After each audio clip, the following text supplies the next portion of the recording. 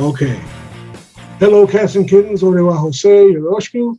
We're back in the crisis corner, in the creative corner, to be specific.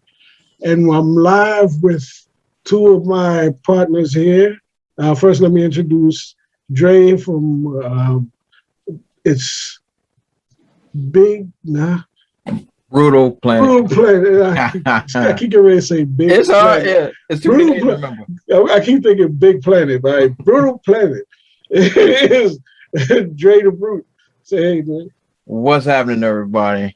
Okay, and there go my partner over here, Alan Cole, writer of IV Armageddon, co-owner of C3 Comics. Say hey. What's going on, everyone? Hey. Back We're back. We're in the crisis corner, and today we're basically having a round table. And the subject that we're working on here is question of the day: cancel culture and wokeism. Are they fads? And if so, when will they end? Now, first, let's define terms. When we talk about cancel culture, and I'm quoting here, cancel culture or call-out culture is a modern form of ostracism in which someone is thrust out of social or professional circles, whether online or social media or in person. The subject to this ostracism is said to have been canceled. Now, we're talking here in terms of creators, because the three of us are all creators, we're all writers. Mm-hmm. And I'm putting this out here as a question. Have you been affected by, or have you seen the effects of cancel culture in comics? And so I like to go first on that there. Short answer is yes. Definitely have seen the effects of cancel culture, wokeism, the Twitterati, whatever variation folks want to call it. It has affected the creative process to the point that writers are so afraid of writing anything as to be afraid to be canceled or to not create things that they believe in or things that they love or something passionate about, just so they won't have people come after them, which is insanely ridiculous and has all but stifled completely the creative process. And I know certain writers personally that have now stopped writing certain things that they're passionate about. And they asked me if I was going to fall in suit and just write and create characters that I don't believe in or ideologies that I don't really follow. And I'm like, no, I'm not going to do that because one, that's not me. And two, I refuse to believe that I should allow the creative process to be dictated by people, first of all, that aren't buying my material. That's okay. First and foremost. If you're not buying my stuff, why in the world would I cater to you? That's capitalism 101. Secondly, individuals that are wrapped up in this woke culture or whatever the case may be, they are just going with the flow. They're being told that they should be outraged about certain things without even knowing context or anything else. No due process. Forget that mess. Just be outraged because you should be outraged. And it's absurd and it's ridiculous, and it is really put a fork in a lot of creative things. Okay. All right. Alan, what's your thoughts? I need an example of something being canceled. I just happen to have examples that I have is Frank Miller, Gina Carano, J.K. Rowling. Okay, tell me the Frank Miller incident. What is he doing? Frank Miller, he published this book which was called Holy Terror, which was that was like 2011, like 2011. Yeah, it was right after, it actually was after 9/11, not too long after 9/11. He put out Holy Terror, which was deemed to be anti-Islamic. And I'm gonna preface it by saying I haven't read it. I tanked out on Frank Miller after Batman and Robin, All-Star Batman and Robin. Yeah, that was not great. So I don't know what what the thing said, but I can actually fill in those blanks a little bit, Jose. Okay. Hope Terror was a book that Frank Miller wrote in anger after the September 11th attacks, and he wrote about a particular hero that was going around hunting down terrorists. Now it was never published for many years because of, hey, we don't know how people are going to take this or respond to it, and it got pushed back until it was finally released because he had to make a bunch of changes because he wanted it to be Batman being the main character, but he ended up having to make an original character that will be engaging in type of behaviors. So the book came out. It wasn't a good book, straight up and down. It was critically not received. It didn't sell well. It just wasn't a very good book. Fast forward till, I guess maybe even a month ago, people are noticing the book again 10 years later. And now the woke mobs are trying to get him fired from everything and not allowing him to be write books anymore, even though he wrote a book that's got nothing to do with anti-Muslim or anti-Islamic. It was literally a book about terrorists being hunted down because he wrote a book in anger because of the terrorist attacks of September 11th. And that's pretty much the gist. And apparently now he can't get into various cons. So let me get this straight. He wrote a book in response to his anger of 9/11, which was 100% put on Muslims, in which Donald Trump himself, the last 4 or 5 years, has emphasized Muslim ban, Muslim this, Muslim that. He did not. It wasn't like, I mean, because terrorists, you know, when you say terrorists, I only think of one form of terrorist. I know there are others, but you know, so I mean, was it a? Because if you're mad, you know, sometimes people come out their mouth wrong, and they think they're right when they say things. So are people wrong for? Are people wrong for? I mean, because being woke and saying something that is to protect others now. You know, I mean, because you have a lot of LGBT stuff, you have a lot of Black stuff, you have a lot of Spanish things. And I mean, there needs to be, you can't, just like I'm not really even sure how to put this into words. Like, just because you feel a certain kind of way about something doesn't necessarily make it right or wrong. And if, yes, not saying you cannot offend people, because our job as creators is that we're going to offend people with something that we do. I know that we've all three have offended people. Absolutely. In what we do. And there's nothing that I'm going to shy away from regardless. However, I'm not blatantly going to go out, and I'm not, you know, regardless of my anger, I don't feel like I have the privilege to do something specifically toward quote unquote terrorists. You know what I mean? I don't have that kind of privilege, and that may be something that, because we don't have that privilege, maybe that's why we kind of see things like all this stuff as being an attack, because we wouldn't do it in that particular manner. Okay, and I can see exactly where you're coming from, because if I was in the same position, would I have written something that's anti-terrorist? No, I personally would not have done that.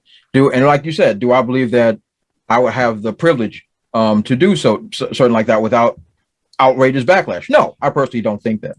And like you said, you're 100% correct. All three of us have wrote something or produced something that has offended somebody in some way, shape, or form. You know what I'm saying? We're not doing our job if we don't offend somebody. Exactly. Exactly. And that's where, and my thing is, I don't mind if someone, because one, let's just say I'm easily offended for the sake of this discussion. Let's just say I'm easily swayed. If I'm offended by something, I think I have the right to express how offended I am at whatever it is. But to then go out of my way to try to take food out of somebody's mouth because of it, I don't think I have the right to do that. I don't think I should have the right to be like, hey, I was offended by something Jose wrote in Intrepid. I was offended, and now I'm going to go and picket sign and make sure that Jose never sells another book. I don't think he should be able to write ever again. I hope he's blacklisted by everybody ever and never gets to work ever again. I don't think, this is just me. I don't think I have the right to do that especially if it's something from a creative process. Now, if somebody's engaged in something horrific, like a crime, whatever. But as far as creating something and you happen to be offended by it, no matter what their creative process is, I don't think I have the right to try to push that these people lose their livelihoods. I don't think so. Well, you said something earlier where this is a capitalist thing. So that's the easiest way to show someone whether you support or you don't support what they're doing. Just don't buy their stuff. I agree. Go out and stop them. I mean, because everybody changes. So yes, someone may have done something that was inappropriate or offensive to a particular race, gender, or sect, whatever. You just don't buy them. Maybe they won't get up anymore because us being artists and creators, our livelihood is based on our reputation and our output. And if nobody wants to hire us, we aren't a draw anymore. People aren't going to buy our stuff. No one's going to put you on. You have already defeated their livelihood. Agreed. So that's the best way to actually do it. But people, like you said, they go out of their way to make it where now they can't eat, which makes it very personal. And this is not personal. This is business. Exactly. And that's an excellent point, because you in the attempt to cancel somebody, and I stand by this statement, it's basically McCarthyism. You're trying to stifle somebody's freedom of speech, basically. It's a witch hunt to basically carry forward some kind of PC norms that are really arbitrary. You know what I'm saying? Unless you're saying something extremely egregious, just something horrible, who's to say what offends who?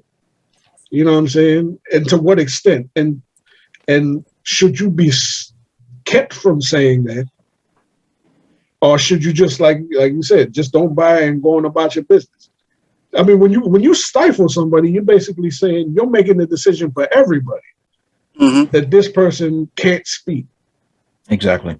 They cannot speak. They cannot issue false statement. Looking at J.K. Rowling, I'm reading this. It says, the author of the Harry Potter. Yeah, Harry Potter books. Yeah, and it's basically saying that for voicing her fears that the push for transgender rights would ultimately endanger women's rights. That's basically how she got canceled. And then she's since defended her comments on her website, joined by 150 authors and academics denouncing cancel culture.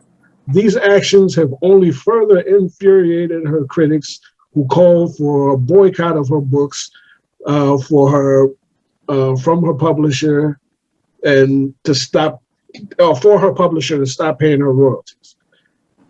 Okay, so you disagree with her opinion, so she should be wiped off the face of the earth. You know what I'm saying? That's dangerous. Very. That's a very dangerous thing to do, because you set yourself up as the moral authority over everybody. And who are you? You know what I'm saying? Exactly. And Jose, to that point, with J.K. Rowling's, I was never a fan of her work off the jump. I was never into Harry Potter. I was never into any of the stuff she wrote. But when she came out and said the things that she said, I was whether I agree or disagree, it doesn't really matter. She has the right to express herself. She has the right to do so. And the fact that she expressed herself in a way and she used whatever information that she felt was factual or what have you, she was met with vitriol, rage, and a push to have her livelihood taken away from her. Okay.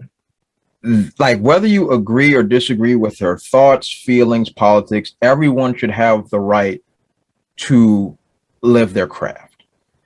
Everyone should have that right. And to have it stripped away from you by somebody that's not a secular authority, may I add, but by mob mentality, where does it end? Where does it end? Like it starts with Harry Potter books, and next they're in Capitol Hill making decisions for everybody. So it's a very dangerous and slippery slope that, let alone, let's just take the media. that the media is being swarmed in, and it's ugly.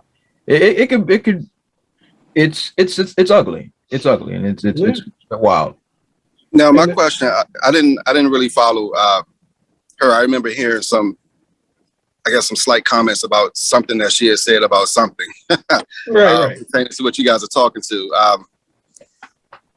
Did she say any, I mean, was she giving her opinion, which, as Doug just told me, the old adage about if you don't have anything nice to say, don't say anything at all.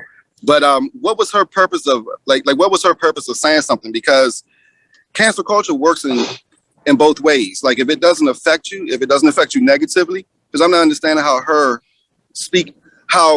transgender people affects her lifestyle or her livelihood or her movies. Like transgender people, I'm pretty sure go see Harry Potter and they're going to go see whatever else that she says. So from their standpoint, they may actually be looking at it where you're trying to take something away from me. You're trying, because she has more power than all of them combined to dictate how, like you said, Dre, how Congress is going to interact on things. So she's able to sway public opinion toward or against them.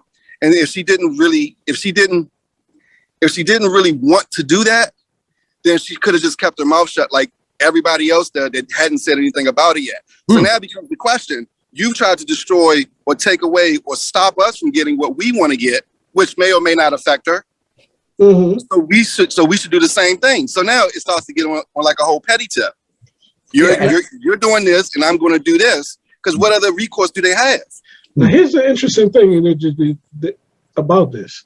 It said that she voiced her fears that a push for transgender rights will ultimately endanger women's rights. Now, the context of that conversation, I'm not aware of. But if it came up in conversation and she says, I think this might happen because of that, it's not, you can't necessarily say that she was trying to sway opinion. She was asked a question and she replied. But that's definitely correct. That's definitely correct. So context plays a big role in it. Yeah, I'm not totally aware of the context, but I'm looking at it and it says she voiced her fears. So she voiced her opinion, and that's the thing that with cancel culture got people walking on eggshells, because you can't, you have to be that careful about. But Jose, but that plays into a lifelong lesson of power, period. See, that sounds more like someone on her inner circle that she felt she was comfortable speaking her truth around, put it out there. So she may not. So if she didn't put it out there, somebody else did in her inner circle. Could be. Then she has bigger questions that she got to deal with, because she has somebody that's trying to hurt her. Agreed. That could be. So like you said, I don't know the context. Either way is messed up. But you need to keep your circle tight. That is true. And Alan, you're 100% correct, because more than likely, the situation was probably, once again, I don't know all the details. I don't care to know all the details. But more than likely, you're probably right. It was more than likely in a tight knit situation with who she thought she was close to, or whatever, or maybe a small form of her fans, whatever. And what you said in your previous comment, I agree with as well. Yes, like what Jose said is true. It was something like she is a woman and she was talking about the fear of the rights and all that stuff. But how does that affect her personally? And that is something that is an important thing when it comes to opening your mouth today. Yeah. Like if I come out and talk about, I don't know, I don't like vegetables and I don't think they should only serve vegetables and the steakhouse should only serve meat. How does then like the vegans come after me or whatever the case may be? How does that affect me personally? Me coming out talking about no more vegetables, I can just don't eat vegetables. I don't need to sit there and throw my fist up about it. Right. But we live in the world now where everything is a fist bump. Like everything, like every opinion you're gonna throw, like I believe this and that and the other. Whether you're like, once again, you're entitled to whatever opinion you have, but they're gonna come after you. Yeah, They're gonna come for you. and now they going back to the question from the outset. Is this something because of the advent of social media that is just here presently and eventually will die down? Because really, we're talking about tracing back cancel culture. They say it's essentially 2015, 2014 is when it really became a deal, a thing. Yeah. Okay. Going forward, is this something that will peter out or level out, or is this something that people will continually have to walk on eggshells, or have to be that careful about speaking their minds, basically? I personally believe that this is not a fad. I think this is a way of life now, which pains me to say, because we've seen fads come and go, or like a certain political ideology is hot in the streets or whatever the case may be. If you're not with us, you're against us, yada, yada, yada. We've seen it all come and go. But this whole thing is interwoven in people's minds and hearts and bloodstream now. And people, whether they believe it's their opinions or not, they're sticking to whatever this thought process is of, you can't offend anybody ever. And if anybody is ever offended ever, we're going to come after you, which makes it impossible for, let's go like this, human beings to exist, because human beings are imperfect, and we're going to make each other mad, or we're going to make a mistake or trip on someone's toes incidentally. They're literally creating a bubble of perfection that cannot exist. Now, are people going to lose their minds eventually? Like even the people that are pushing it? Yes, because eventually it's going to come for them. And then they're going to feel like, oh, wait, I didn't mean this, that, the other. But I think this is now, it's no longer a fad. I think this is a lifestyle. I believe it is a lifestyle now, because we've seen remnants of this in the past, but this is a completely different monster altogether. So to answer your question outright, I don't think it's a fad anymore. I really think it's a lifestyle. Now we're talking about cancel culture. Yeah. Like the idea of cancel culture, the woke. We're gonna get to the ideology wokeism in a second. Oh, excuse me. Yeah, go ahead, Jose. I'm sorry. No, go ahead. Well, cancel culture. I mean, all you gotta do is look at the comics code. that was legislative cancel culture right there. They did not like Ford. They did not like drugs being used, language. I mean, they literally tried to indoctrinate an entire generations of young youth, of youth, I guess is whatever, but youth to coming up, and stifle free speech, to stifle creativity. And then if you even go further back to like Hollywood and whatnot, I mean, Black people were always stifled. Yeah, thank you, Eartha Kitt. I mean, she was a groundbreaker. She was Black on television. Paul Robeson. Who was a horror? Oh, you're talking about no, Star Trek. What you call them? I know you're talking about, Kiss with Shatner. That was Michelle Nichols. That was the first black white actual kiss. Yeah, right. On television. I mean, these were groundbreaking because it was cancel culture built into our system.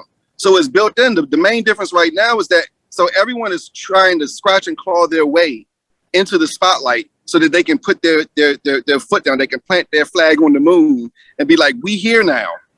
Before we get close, because once you're there, it's harder to get canceled than it is to actually stop being there. So you got to think. There's the one group, the C expletive gate group that was always, like they're against everything. Right. Yeah. Like whatever. Well, the thing is, it's always been like that. Comics have always been political. Comics have always been a commentary on the times that we live in, and movies are. Hey, and so just because you don't particularly like something doesn't necessarily mean that it deserves to be canceled. However, like how you said, Dre, I agree with you. The main difference between then and now, that we have social media and everybody is everybody's a doctorate in opinionated facts. You see what I'm saying? So correct, and what you said or what you did is absolutely wrong, and it doesn't deserve to be here. And if I can get the masses to come up and rise up against you, you're gone, which they didn't have 20 years ago. So And that's to me. Now go ahead. Another, and to your point, another thing that kind of irks me about cancel culture, as opposed to McCarthyism, McCarthy put his name on it. It's called McCarthyism because Senator McCarthy went on a witch hunt with his constituents. You can look it up and get the names. Of course. They put their name on it and they went after people. Cancel culture don't have no name. It don't have no. What did Galron say in Star Trek? I can't remember the quote exactly, but you can't fight an idea. It's got no bunker to bomb. It's got no weapon to seize. It's an idea. It's nebulous. You know what I'm saying? So cancel culture doesn't necessarily have a head to cut off. You know what I'm saying? So it's difficult to get rid of. It's the infinite hydra because of the internet. It doesn't need a head now. Anybody can start the flame. Bam. It's taking off. And they're dialing up stuff like. Hold on a second, Jose. Alan, I'm gonna steal that infinite hydra. I'm gonna steal that. That's a good expression. I'm gonna go ahead. I'm gonna go ahead and write that down. I'm gonna hustle that one. Hey, I'm looking forward to seeing it in one of your books now, man. Hey, I'm looking forward to it. Hey, make a curve. And look, like I say, and like Dre was saying, what was it? The book that Miller wrote that he's basically got canceled for was old. So they dialing up old stuff on people, bringing it back to light, and then you cancel, and then you gotta basically plead your way back into the conversation or back in the public, the public consciousness because of something that you might have did 15, 20 years ago. See, but you want to know what else, Jose? Yeah. This is going to be a hard statement. Our society as a whole is soft now. Agreed. If it's 10 years ago, and this guy is not claiming to be that guy, or he's not claiming that that's who he is at this moment, then let it be. So his publishers should stand up for him. He should stand up for himself. You can't get canceled if you don't let yourself get canceled. If your soldiers, if your inner circle don't let you get canceled, and everybody right now just breaks down because they wanted to stop. Right. They wanted to stop, and like you just can't turn off social media. You know what I mean? Just it's amazing to me. Like, but then you don't have to live with social media. You can. I mean, we can go back. It's only been here for a while. Yeah. See, but everybody got their head down because if you stick up for person X, they might come after you, and you don't know what you said 15 years ago. They might try to get you for. You know what I'm saying? Yeah. And it's always the loudest and the dumbest. You know what I'm saying? It's. I mean, as the cancel culture, I mean, I don't want to be as. I don't want to see it as bleak. Maybe as Dre is saying, it's gonna be a fad. I think it's a chance that it could peter out or at least level. Because I mean, I don't know, Jose. You see the culture that we living in right now. We going back on lockdown after we got an answer. You know what I'm saying? After everything everybody was waiting for an entire year, we going back because certain people they just know better than the doctors and everybody else. So I don't know. I think I might be with Dre. It might be here to stay for a long, long, long time. On your note, Jose, I'm not going to shoot you down completely. I'm going to give you a little olive branch here. Okay. So you said that you believe it can peter out or level out somewhere. Yeah. What do you think it would take to have a leveling out? At some point, everybody, I'll put it like this. With McCarthyism, it was a thing where people eventually spoke up. People, had their heads down for a long time, not wanting to get kicked out of the country or not wanting to get banned. And eventually people rose up and said, well, hey, people with clout, stood up and said, hey, this got to stop. It's going too far. So either people would speak out who have clout or leverage and kind of say, back up a little bit, it's time for this to stop. Or people would just have basically grow numb to it and move on to the next fad. Okay. Those are the two, there's only two ways I can see out of this. Okay. I mean, look, I'm willing to invest in your hope. I'm willing to invest in your hope, but as of right this second, I don't I don't see any light at the end of the tunnel. We're almost a decade in at this point. So we're what was it? What's like 2016? I guess 5 years deep. So it's usually fads have been gone by now. I mean, parachute pants were around for what 5 minutes, and then but this looks like it's here for some staying power. But I will invest in your hope. I will do that. Technically, the first person I remember getting canceled was Vanessa Williams when Nino Brown canceled her in New Jack City. But that's a separate. Oh yeah, that's neither here nor there. Let's go to wokeism. All right, okay. Definition: wokeism. Wokeism essentially the term woke. Originated in the United States, it originally referred to an awareness about racial prejudice and discrimination. It subsequently came to encompass an awareness of other issues of social inequity, for instance, regarding gender and sexual orientation. Since the late 2010s, it has also been used as a general term for left-wing political movements and perspectives which emphasize the identity politics of people of color, LGBT people, and women. Examples, and me and Dre was talking about this a minute ago, Bobby Drake, Tim Drake, both being not gender swap, but sexual orientation, twist swapped or whatever you want to call it. Or you can go to what they call in feminist agenda with He-Man kind of thing, or you can look at any of the Star Trek stuff that's going on right now. It's all been, basically feminist agenda type deal, or so they say. All right, have you seen that being an issue? I've pretty much answered the question, but have you seen the effects of that in comics, or has it affected your writing?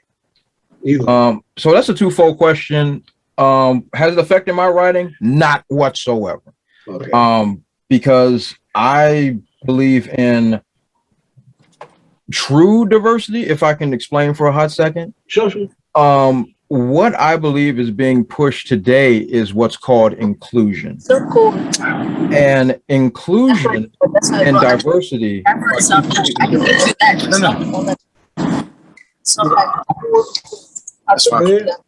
Oh, Alan, you go. Okay. So what I believe that diversity and inclusion are two completely different things. And I'm gonna give you a clear example. But before I get to that example, diversity to me is representing different demographics with respect and dignity. Mm-hmm. That is what diversity is. Inclusion is just putting people in just for checking boxes. And I'm gonna give you an example. Let's rewind the clock about, I'm gonna say, let's go back to the 1940s. Okay. Mm-hmm. In the 1940s, inclusion of Black Americans did happen in film. 100%. They were included. Now, Jose, what were the roles of Black people in the 1940s in films? Usually some manner of help. Cook, butler. Exactly. Help, butler, slave. Or just straight cooning. Or cooning. Absolutely.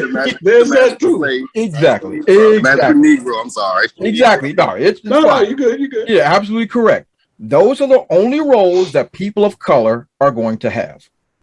Technically, by definition, that is inclusion. That is 100% inclusion. Diversity is respectfully characterizing a group or demographic. Like when you think of Denzel Washington, you don't think of a slave or a help or servant. You think of somebody that's no nonsense, all business, out there getting it done, because he is a diversity representation. Okay. He represents how Black folks can be seen. Mm-hmm. And countless others. You can go down a laundry list of great Black, Latino, Asian that are already representing diversity for the last 60, 70 years that we've already seen. Right. But what is happening today is strictly checking boxes. It's like, oh, we got to have a random gay kiss. Oh, we have to have a woman that's super powerful. Or we got to have somebody that represents another letter of the alphabet community. We got to make sure we have 8 black people and 6 white people, and the white man has to be the bad guy. Like this is just checking boxes. It is not diversity. It is strictly inclusion. So that's that part. Have we seen it in media of what they call diversity? Of course we have. And it goes back to the point where I was mentioning about its stifling creativity. Because I gave this example to somebody was coming hard on me on one of my YouTube videos, was going in on me, saying I'm all what kind of whatevers. And I gave him the example of Carol Danvers's Miss Marvel to her current Captain Marvel. Okay. And Carol Danvers, Miss Marvel, was first of all, her comic runs weren't that great, but she as a character, yes, her greatest story is about being absorbed by Rogue, but when she actually got her powers back, she was trying to regain trust. She was trying to learn how to be part of a team. She was still strong, but she still had mental issues, and she was vulnerable, and she had problems. She was relatable. It was somebody I can connect to. Fast forward, she becomes Captain Marvel. She becomes an arrogant, misguided, mean-spirited, anti-man, just every negative thing you can possibly allude to. They just throw it into this character, butchering what Miss Marvel was, and turned her into a strong, use that term loosely, female character, which removes the first of all, women are already strong, so they don't need to become strong, because femininity is one of the most powerful elements on this planet. Removing femininity from a woman is like cutting off the horns of a bull. You just got a cow.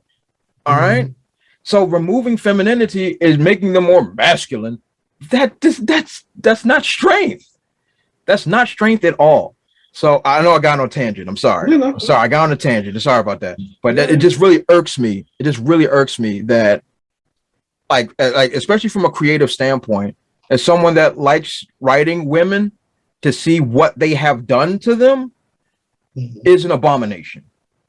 It's an abomination. And that's it. I'm hot now. I'm sweating now. I'm sorry. Go ahead, Alan. I'm sorry. I got on a bit of a tangent, but yes, but that's the answer your question. Yes, I've seen it and have been affected by it. Yeah. Trying to pick my words carefully because everything is jumbled in my mind. You might get canceled. So.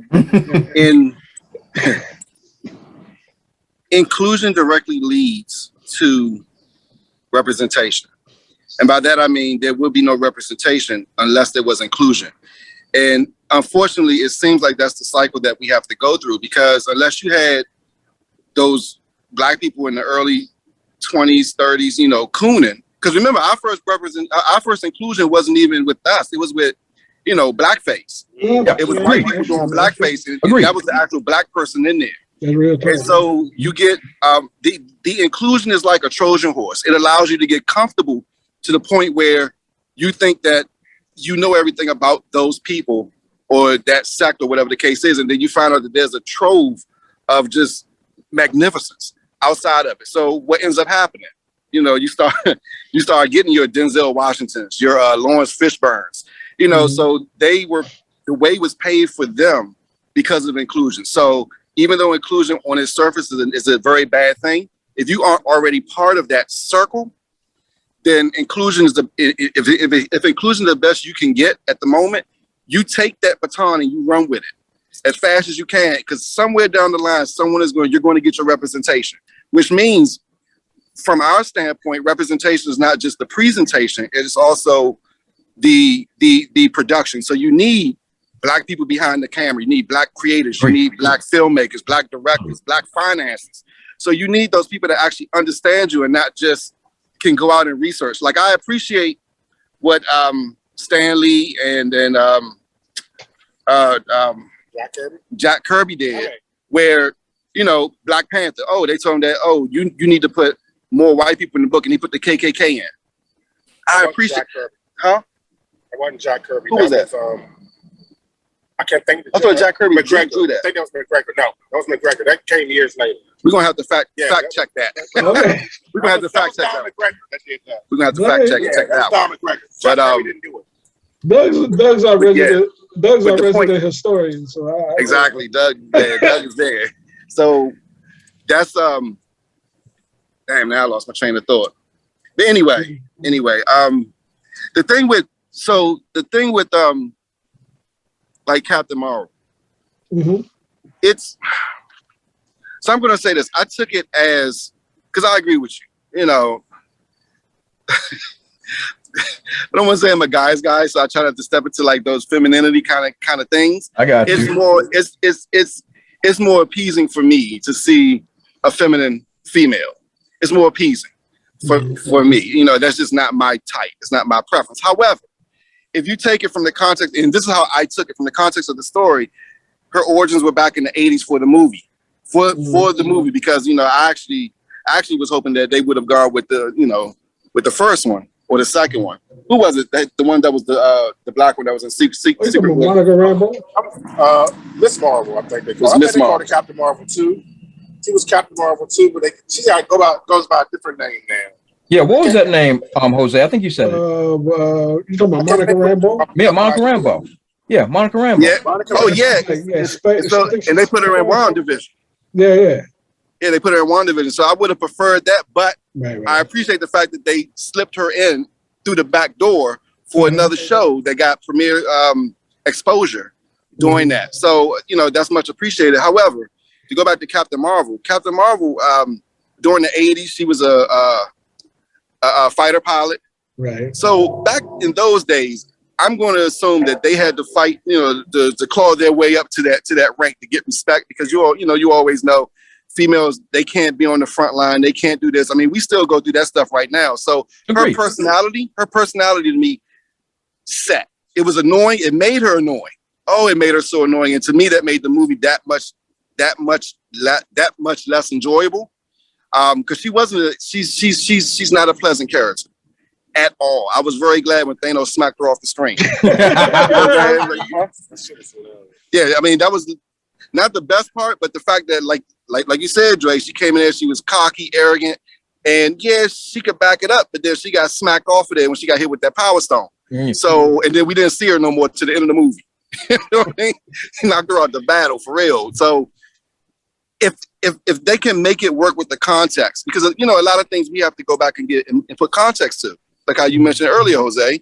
You need to know the reference. So I just took it because it was the 80s and what females were going through back then. That's how she was, specifically because that was where she was, what she was trying to do. She was trying to be as good or better than the men of that time, which as Black people, we all know, we have to at least we've been told we have to be 2 times as good as anybody else to still get paid less, to not be right in our position. So, that's what I've heard, from some female friends of mine, associates of mine, that's what the struggle is like. So I can't feel them on the feminine side, but I can't feel them on the overall, struggle of trying to be something in this society and not look down on. So it didn't bother me as much, but I understand where you're coming from. I understand the wokeness of it. Yeah, and Slightly annoying, but necessary. yeah, and like you said, Alan, I agree with what you said there. Context is extremely important. And everything you said, I agree 110%.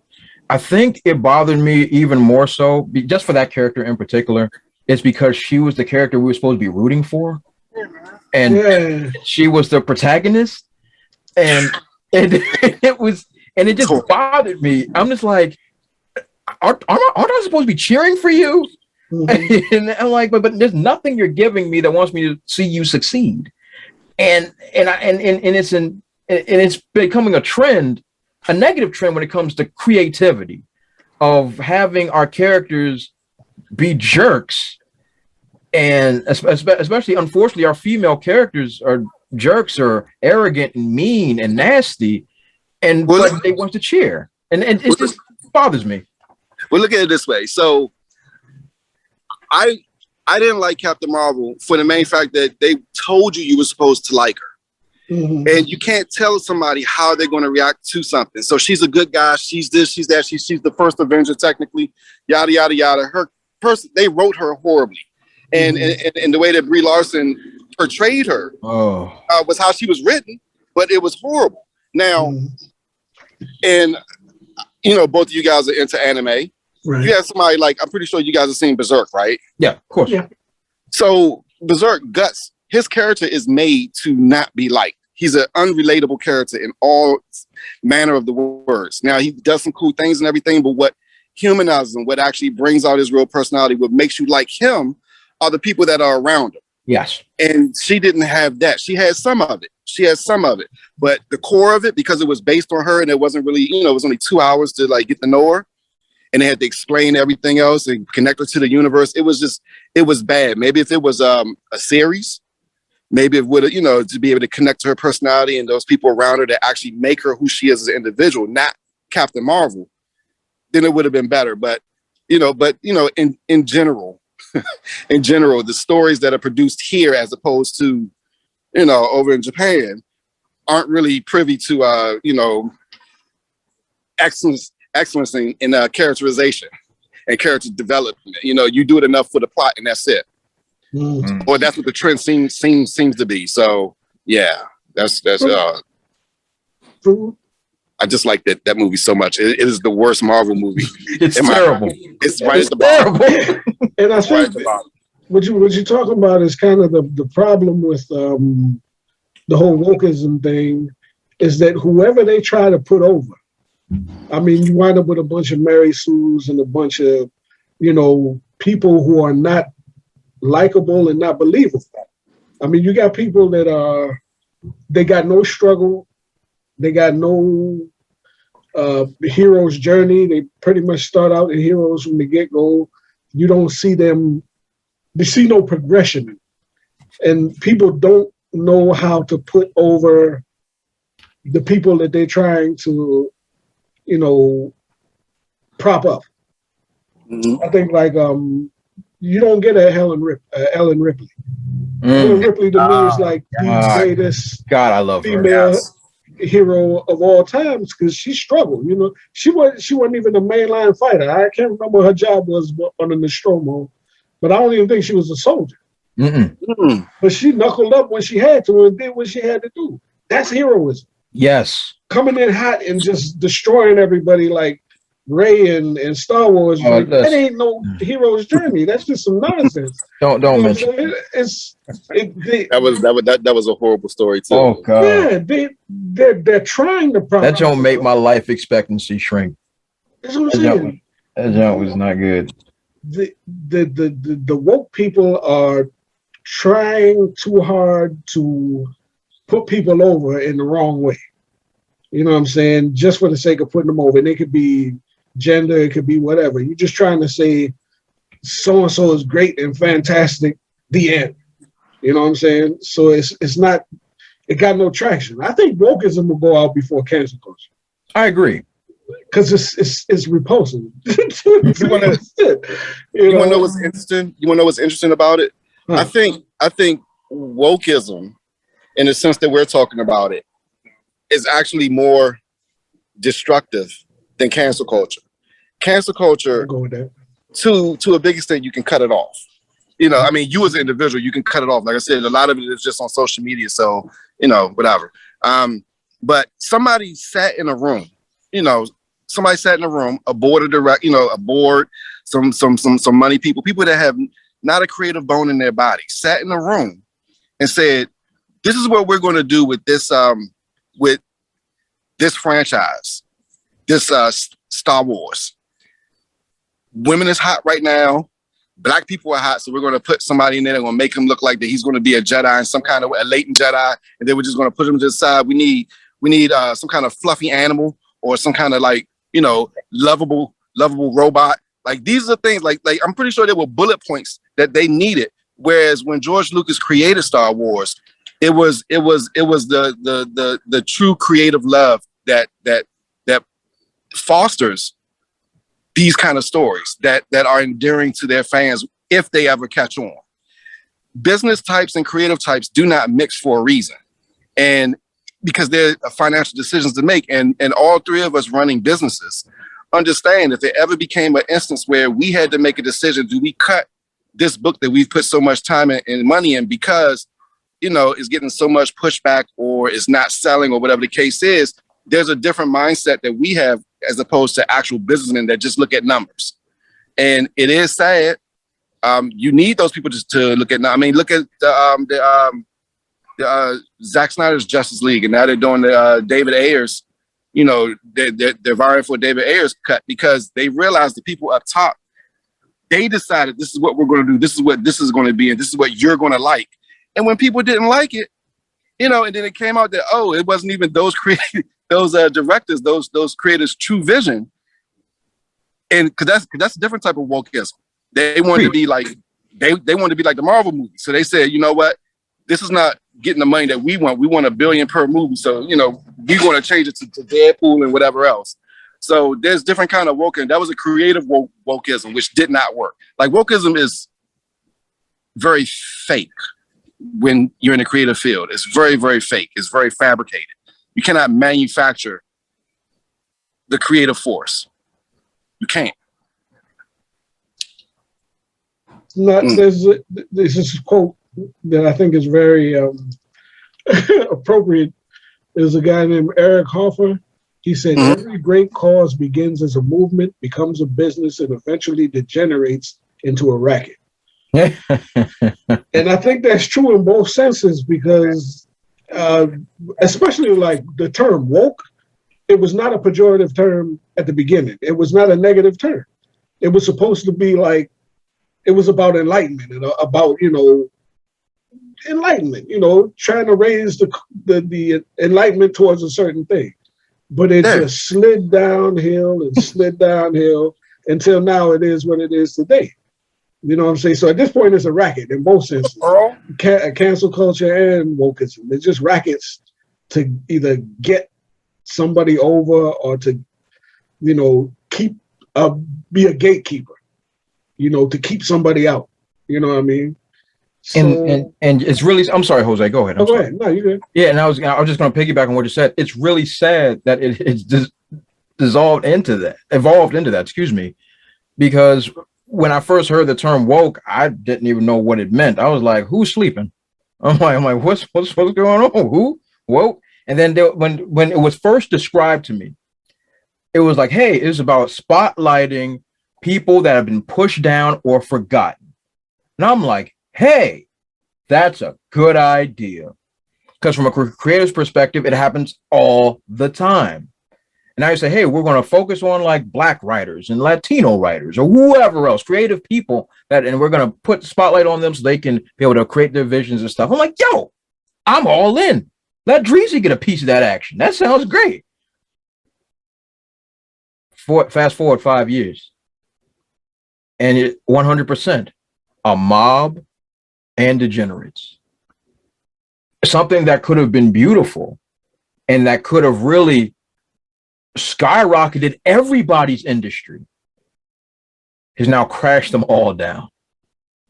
It hurts. Yeah. All right.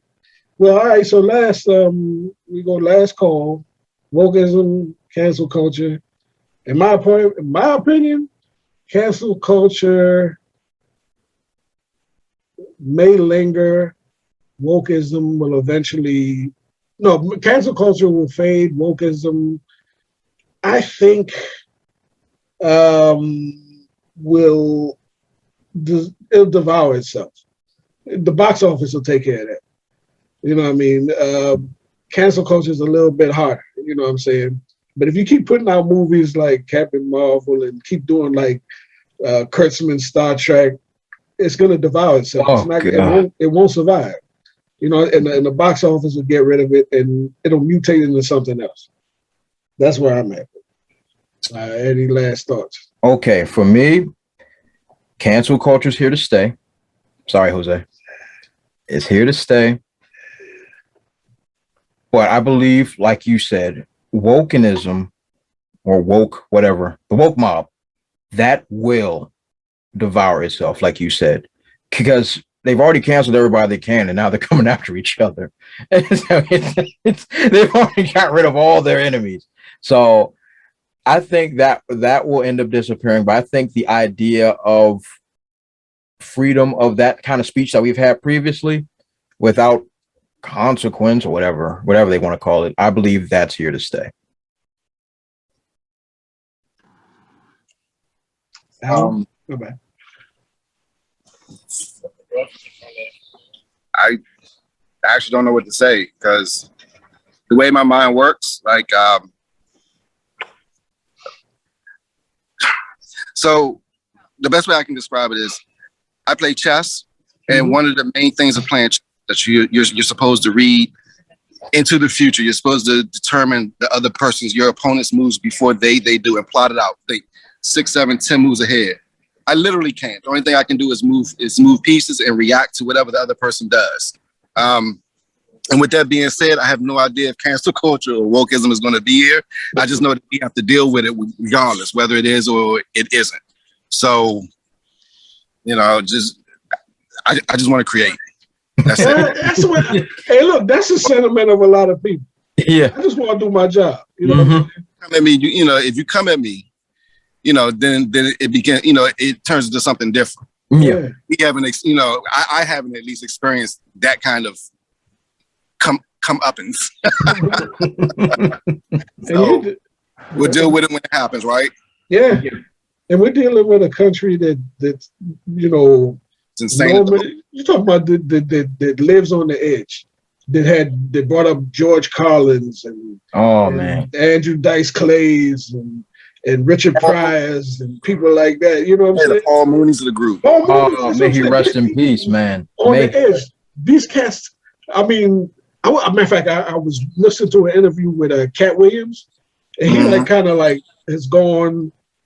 I'm not gonna say so loud. His thing is, he says language and stuff evolves, so he's gonna back off and just roll with it. You know what I'm saying? He's some things he's gonna stop saying, some things he's not gonna. You know, he's gonna change with the times, basically. And I'm not gonna say that he's, like I said, I'm not gonna say he's sold out, and I'm not gonna say that he should, you know, bend the knee to the culture or whatever. That's his decision to make. You know what I'm saying? It's what it is. But this country was based on those type of entertainers, and now they turning their back on them for some reason that I can't really understand. Because you take Norman Lear, you wouldn't get half of the shows that you had on TV couldn't exist today. No. With Archie Bunker, you know, calling people whatever, you know what I'm saying? Or George Jefferson, Fred Sanford saying half the stuff that they did. You wouldn't get it. Or it'd be on HBO Max or something like that, you know what I'm saying? You couldn't get it on live TV because it'd be canceled. It won't work. You know what I'm saying? You did Good Times too. Good time, exactly. Yeah. Good I mean, times you couldn't get that. But let me tell you a little something, Jose. Go. Let me tell you a little something. Married with Children. You know, Black Eye wrote that, right? Oh yeah. Remember when Al gets on the elevator? Yeah. He was one of the writers. The black guy standing at the back of the elevator. Yeah. He wrote it. It's a black dude that wrote it. Produced. Yeah. When it's coming on. So yeah, remember, a lot of people wrote a lot of stuff too. Okay. No, and you got to remember, if you brought out Married with Children now, oh baby, they'll burn the city down. Oh yeah. You know, they will burn the city down. I mean, it's taking off the air because Al was always dogging fat women. Right. They try to take it off the air because you know Al was ignorant. They say fat shaming. But I'm gonna tell you one thing. One thing about Al Bundy was he legitimately was everybody's father. Mm-hmm. In a way, he was. Mm-hmm. I loved Bill Cosby on the Cosby Show, but Al Bundy would come home and he'd complain about work. No pay. You know, what she tell Al? She was like, "Did you miss me, Al?" He was like, "With every bullet so far." I didn't want to cook. I didn't want to cook. And come on, think about it, Jose. Think about it. Some days your mother didn't want to cook, did she not? Right. And your pops came home, he was hungry, and she was like, "Oh no, we're eating out tonight," Right. if you will. But I'm gonna go ahead and digress. No, I appreciate it. I'm gonna get you in on these too, man. I'm ready. I just didn't want to go downstairs because I work from home. Yeah. And when I go in that room, I get angry. No problem. If I go on there on a weekend, it's not good. I stopped drawing because I hate going in that room. Really? Yeah, I'm gonna have to build a man cave somewhere else. I don't know. Maybe one of these years. But I'm getting out of that room. It killed my creativity. Okay, man. Well, but go ahead, talk. Let's chit chat. No, we're wrapping up at this point, man, and I appreciate your input, man. But I'm gonna say one thing. I know y'all talking about this woke stuff, mm-hmm. but remember, Jose, me and you, we're the same age. We're old school. What did woke used to mean back in the day? Woke was like conscious. Exactly. Right. Knowledge of self. Right. It didn't mean attacking a bunch of people. Yeah. It just mean you like, hold on. Oh, right. Now I get it. I can start my own business. Right. Like Intrepid. I can Peachtree Comics. Right. I'm back there. You start your own stuff and use your own brain. It's not like it is today. Right. Woke has been co-opted. I'm gonna tell you, it's been co-opted bad. Yeah. And I'm gonna say, I'm not gonna say it here, but I'm gonna say that the palm of my hand, folks, have co-opted woke and destroyed it, in my personal opinion. I'm with you, man. And every time I hear people say that, I'm like, no, that's not woke is, dumb. It means you woke up. Just because you mad that somebody put a comic of a guy that's running around killing people with a old-fashioned 1920s razor blade, and you're upset and you want to stop them, that's not woke, brother. Mm-hmm. That's just you being upset because you don't like the comic. And don't get me wrong, I will say this about Frank Miller. He does regret doing that comic. He said it. But should he have been canceled from Thought Bubble Con? I'm going to have to go ahead and say no. No. Can we not make a mistake? I read Intrepid. Say you put something in Intrepid that I was insulted by, and I'm like, well, you know what? Jose's about to blow up. He got a movie coming out. And then I go, you know what? Good golly, 30 years ago, I hated that art with. I hated the music. I hated that he told that woman to shut up. He wasn't supposed to tell that woman to shut up. And that's what happens these days. It's little stuff that people get upset about. It's dumb stuff, my personal opinion. Now, I can see if you're like, hey, let's advocate for genocide. Let's talk. Bang. Right. Or some stuff like anti-Semitism and stuff like that. Okay, we can talk. But if it's something that, come on, man. I mean, it was untight their draws. He got caught in his feelings because of a major event. Wrote something down, and now he's held to it. They're never going to let him go. But here's the great thing about Frank Miller, though. Frank Miller can go back to his house, prop his feet up, sit by his fireplace, and live for the rest of his life. Frank Miller is not hurting for money. And neither is a young lady that did what's that? Harry Potter. Come on. Mm-hmm. Yeah, she's not hurt. She good. She's never going to hurt. That's why she's saying what she's saying. Do I agree or disagree? I don't know. Honestly, I don't care. Right. If I get that mad over something, there's something wrong with me. And a lot of people, a lot of people just, the thing about it, Jose, a lot of people just want to be angry. Absolutely. They want to be oppressed. That's the thing. And I'm going to say it. It's certain people. They just want to be oppressed. Oh, I'm offended. I can't sleep. Me, I'm going to sleep. unless you come in my house and put a gun to my head and say, stay awake and learn how to play the banjo all night. Then we got a problem. But go ahead, Jose. Say what you got to say. No. And going to your point with Frank Miller, right? The shame of it is he may have the money, but if he wanted to, cons, you know what I'm saying? You want to go to a con. It ain't, cons don't make nobody no money, honestly.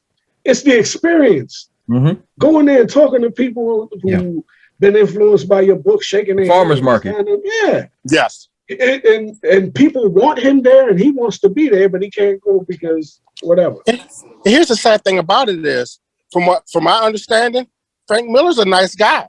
That's He's a nice guy.